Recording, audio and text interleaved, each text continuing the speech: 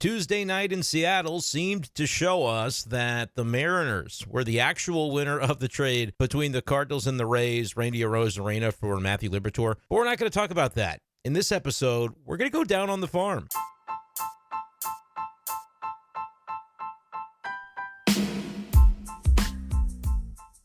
What's going on, everyone, and welcome into this edition of b-schaeff Daily. Brenden Schaeffer with you. Talking about some Cardinals baseball, but not really going to spend much time on Tuesday night's game. Matthew Liberatore giving up a home run to Randy Arozarena feels just a little bit too on the nose. It did happen. It was a pivotal moment in the Cardinals' loss to Seattle, and the Redbirds will look to avoid a series sweep on Wednesday night. But there's a lot of things going on right now down in Double-A Springfield with some rehab assignments, some potential Double-A debuts, or at least one in particular, and we found out who will be going to the Fall League, Arizona Fall League this fall from the Cardinal organization, and maybe just as importantly, who won't be. So we're going to spend a few minutes here talking things over from a minor league perspective as we go down on the farm. It's time to go down on the farm. Brought to you by Hastings Layers Premium Eggs. You'll be happier than a jackass eating thistle. Huh? Felt like it had been too long since we got some airplay out of the Down on the Farm drop, so I wanted to get to it right away and get into a couple of topics here. Let's begin with the rehab stuff. Brenden Donovan making his first rehab appearance in Springfield on Tuesday night. And it was a solid one for him. He went 0 for 1 at the plate, but he drew 3 walks. The plate discipline looking strong. You'd like to see him be able to swing the bat a little bit and see how the groin recovery responds to that. But 0 for 1, 3 walks, did score a run in the game. The Springfield Cardinals beat the San Antonio Mission 7-5. Joshua Baez went 2 for 5 in the game. He is at an 843 OPS there in Double-A. Remember, he got the call up sometime mid-season and was able to really not miss a beat. His numbers have been pretty darn solid there and had a 2-hit night on Tuesday. No Nolan Arenado yet in the lineup on Tuesday for the Double-A Cardinals. However, could be today, could be tomorrow. The last that I've seen on Arenado, I'll take a quick search on Twitter to make sure I haven't missed any new updates on that. Taking a look here.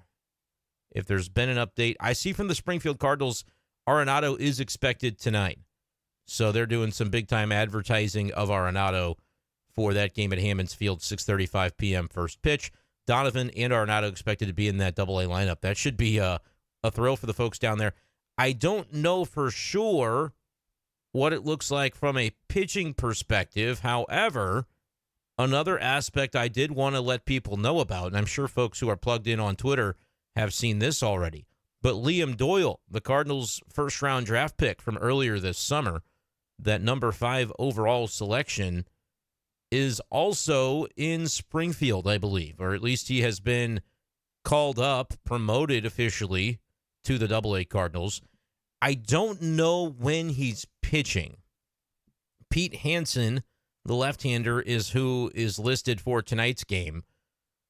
But I imagine when Liam Doyle gets into a game, it may just be for an inning, 2 at the absolute most, just to continue to get him a little bit of work. But I believe we talked about it last week, and if not, it was on another show, where the Cardinals kind of took a while to find a spot for where Liam Doyle was going to land. And he was, of course, coming off of the College World Series appearance. He pitched for the Tennessee Volunteers this past season. So they gave him a good bit of time before sending him anywhere and ended up going to Palm Beach, which is the low-A affiliate of the Cardinals now. It used to be the high-A. And he pitched an inning and a third, had 3 strikeouts, I believe, but had a really good pro debut. And the Cardinals bumping him up already to Double-A. Now, when he'll pitch, we don't know, and I don't think it necessarily means that you can expect Liam Doyle to start in Double-A next year for sure. It seems like it's really plausible that he would, but I don't know that it's a guarantee. This could be about more kind of scheduling related than anything else. The Cardinals, like I said, they waited a little while. He pitched one time in low A. He pitches again maybe this week as the Double A Cardinals are vying for a playoff spot. Maybe one more after that, but maybe just the one to kind of get him the reps and kind of prepare him for the offseason and obviously, what could be a big year for him in 2026 where Liam Doyle moves through the system, hopefully.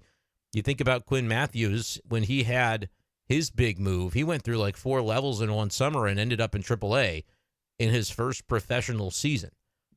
And that was actually, Quinn Matthews was kind of the example as to why when people would ask me about Liam Doyle, well, why haven't the Cardinals placed him yet? I just wasn't really worried about it because I knew that they, probably had a reason for the delay.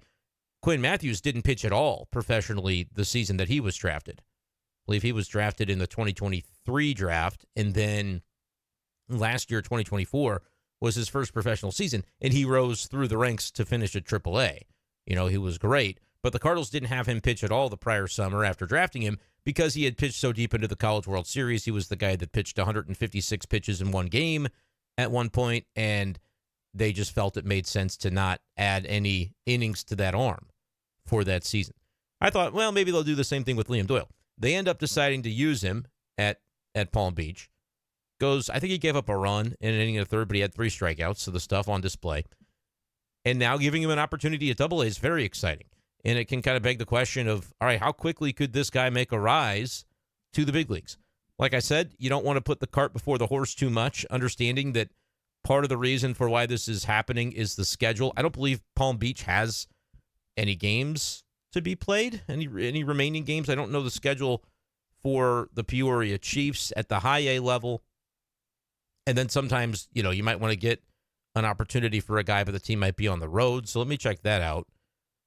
Yeah, the Chiefs are done as well for the season. So that's the reason.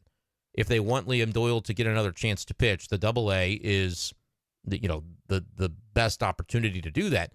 And it also does provide that opportunity for the Cardinals to evaluate him and say, okay, you just pitched in the College World Series. Obviously, there was a high-stakes environment that you were involved in. Now let's see what it looks like when, you're pitching for a Springfield team that's trying to make the playoffs, right? Could they bring him on in the bullpen and find a way to do that in a game of some import? Or, would they have him start a game at some point here? I don't think he's going to pitch much. It may just be an inning. But interesting that they've got Liam Doyle promoted to Double A, and I think they're looking for the spot to get him in.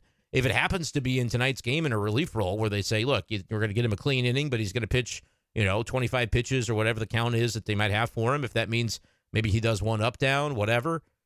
Is it tonight? Is it a game that he's going to start? I don't know. But if I'm in the Springfield area tonight, I know where I'm going to be. I'd be at Hammons Field because you're going to see Arenado, you're going to see Donovan, and maybe even Liam Doyle's Springfield Cardinals debut. So that's a lot of fun. Where Liam Doyle fits into the mix here could be interesting for the way that we talk about the Cardinals in 2026 and beyond. Because when we look at that pitching staff and that rotation, there's a lot left to be desired, I think, to get it to a point of being truly contender-worthy and competitive the way that Cardinals fans want it to be. Sonny Gray hasn't had a great season. Could he be on the trade block? Would he approve of a trade? A lot of questions there that we can't really answer.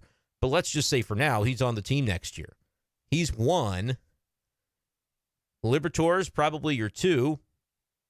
And he's had kind of an up and down season, but I think more than anything, just watching him get through the season, hopefully, be healthy going into the offseason and checking off those boxes and being pretty effective at times. It hasn't been consistent all year long, but when you look at the numbers at the end of the season, I think it's going to be overall rather solid for Matthew Liberatore to be able to say, all right, you know what, he did it. He was a starter for a year, and it went okay.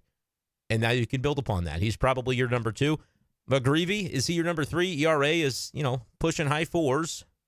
But I think getting his feet wet this year and then being able to come into next year with a full-time rotation spot is likely the way to go there. Where does Andre Palante fit in? And that's 4.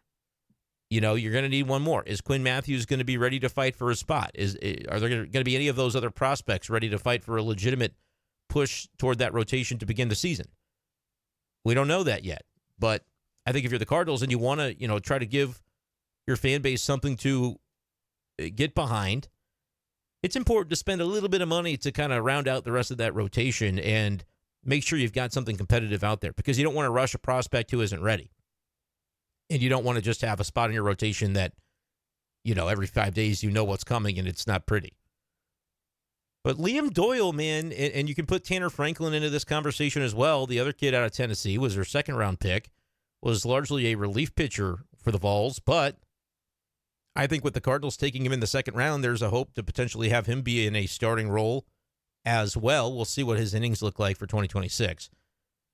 And both these guys will be in the minors next year for sure. But if Liam Doyle is a guy who's a fast mover, fast riser, let's say he does start at AA next year, goes well, moves up to AAA, it's a possibility that within, I'm not going to say in 2026, that would be astounding, but, by 2027, if things go really well for Liam Doyle, could he be a factor here?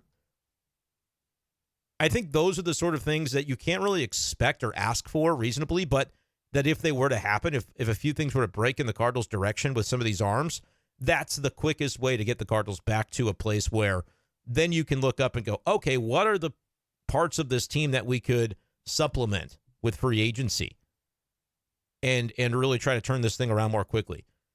That would be the number one thing that could do it, is the pitching prospects arriving on schedule or maybe even a little bit ahead of schedule. And what does the promotional timeline look like for a Chaim Bloom front office? In Tampa, they were kind of notorious for maybe taking a little bit of an extra beat for guys before they call them up. But with the Cardinals, maybe they'll have a different philosophy. I'll be very curious to see what that ends up looking like. But that's going on, and we'll see if we get a look at Liam Doyle with Springfield this week. I think it sounds like we're going to, which is exciting to see there. And then one more thing to talk about before we wrap things up with a truncated episode. But again, I had said yesterday, going to try to get out here, do a podcast, even if it's a quick one, update you guys on what's going on, rather than, talk about stuff you don't want to hear about. Seeing this from John Denton, I believe the Cardinals announced it as well, but I just more conveniently saw his tweet right there on my timeline.